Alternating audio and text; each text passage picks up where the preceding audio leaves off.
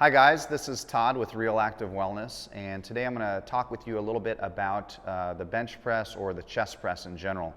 I've been in the industry for about 20 years, and I'll say it's fair for me to say that I've really learned about the chest press and the bench press in the last couple of years. So I've been doing it forever, just like everybody else, especially the guys, but didn't really learn much about how to get strong and also how to be safe in the chest press. So I'm excited to share some new information with you, or likely new information for you, on an exercise that we've all known and done for decades.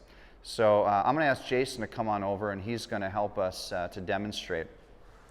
So in a typical bench press or chest press, we don't really know much, right? We start with the bar or the dumbbells up here, we bring it down, we push it back up, and that's kind of all we know. But it turns out there's a lot more to it than that. Today, I'm going to use a Smith machine, not necessarily because I think it's a good exercise tool for the chest press, but it's just going to be easy for me to teach, and that's what really this is about. So, Jason, go ahead and lie down on your back. What we're going to find in a bench press is that most people will bring the bar down to like the center of the chest or even upwards towards the neck. What I want us to start focusing on, as we'll talk about why in a minute, is bringing the bar down actually below the chest. So about halfway between the rib cage and the bottom of the pec muscle is where that bar is going to end up at the bottom. And so because we're at a Smith machine where it's a fixed plane, it's really easy to get set up. So if we bring the camera off to the side, we want to position him on the bench so that this part of his body is underneath the bar. So it looks like he's going to need to slide his body up just a little bit. Good. Now the reason for that is pretty simple. Jason, go ahead and unrack that bar and just bring it down all the way down to your chest and let it rest there. So now that we're here, what we're going to find is if we look from the side angle, we're going to see that this forearm is perfectly vertical. We've got the elbow underneath the bar, which is where it should be. The other thing that we're going to see is that the upper arm is about a 45-degree angle.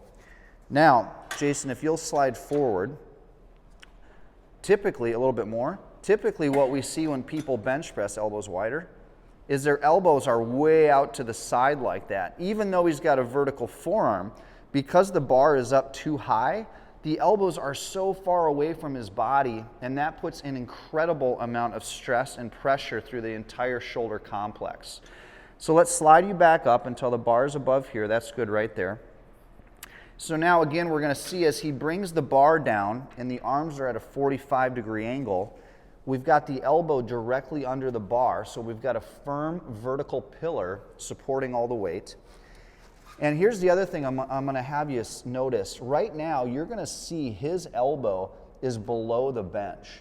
That's really bad news for this part of the shoulder right here. So as his elbow drops down too low, the shoulder will migrate forward, putting a tremendous amount of stress on the anterior capsule of the shoulder joint, or the glenohumeral joint. So what we're going to do is we're going to help him get stronger and safer at the same time. And we're going to do that by really encouraging him to arch his thoracic spine. I don't mean his lumbar spine. I'm not talking about the guys at the gym that have their hips 2 feet off of the bench to get leverage. I want the butt down, I want the glutes tight to help immobilize the lumbar spine so that we can mobilize the thoracic spine. So we get him in huge thoracic extension, which is hard work. That's just the way it is. Can you slide your body down a little bit, Jason? Now that he's in good thoracic extension, when he brings that bar down to the chest, pause right there. At this point, with the bar basically all the way down, the elbow should not be too far below the bench. Take it all the way back up. Let's do one more rep. Keep the chest big, thoracic extension, and right there we see the elbow is about the same plane as the bottom of the bench. Take it back up. He shouldn't go any lower than that, and he's basically getting all the way down. Now, if he is not in thoracic extension and he sinks his chest down, go ahead and take it all the way down to your chest again. It's the same range of motion, but we're going to see the elbow is way below the bench and putting the stress on the front side of the shoulder. Go ahead and take it back up. One of my mentors, Paul Chek, has a great article. It's called Big Bench, Bad Shoulders. And this is one of the reasons for that. We can have a big bench. It's a very effective exercise, but we can do it a safer way. It will also improve performance. So big chest, thoracic extension, big chest, thoracic extension. Glutes are tight. If we'll pan over here, we're going to see that the heels are below the knees. The heels are below the knees. Even though we call this a chest press, the chest is the primary mover, but this is a full body exercise. So go ahead and do a few reps, Jason. As he's doing this, his feet should be pushing down real hard into the floor. The harder he pushes into the floor, the easier it's going to be for him to move a heavy load away from the floor. So for every action, there's an opposite and equal reaction. His legs should be working in the bench press. His glutes should be working hard.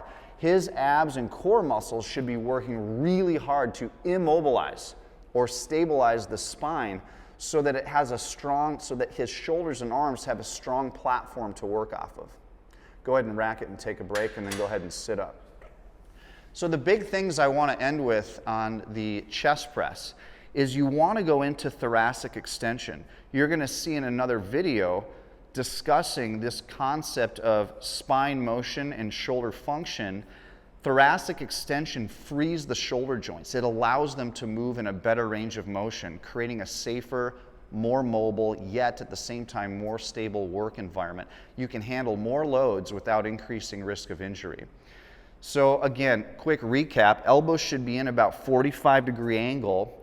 When you're set upright, the bar should be just below the chest musculature so that when you're all the way down and you're in the right position, the forearm is vertical and it's a stronger, safer position for the shoulder so we don't get this anterior migration, which again is really going to hurt the anterior side of the shoulder capsule, the labrum. I hope you enjoyed this video. Again, it's a full body exercise. We just call it a chest press. If you have any questions or comments, check us out on Facebook, realactivewellness.com. Thanks for joining me.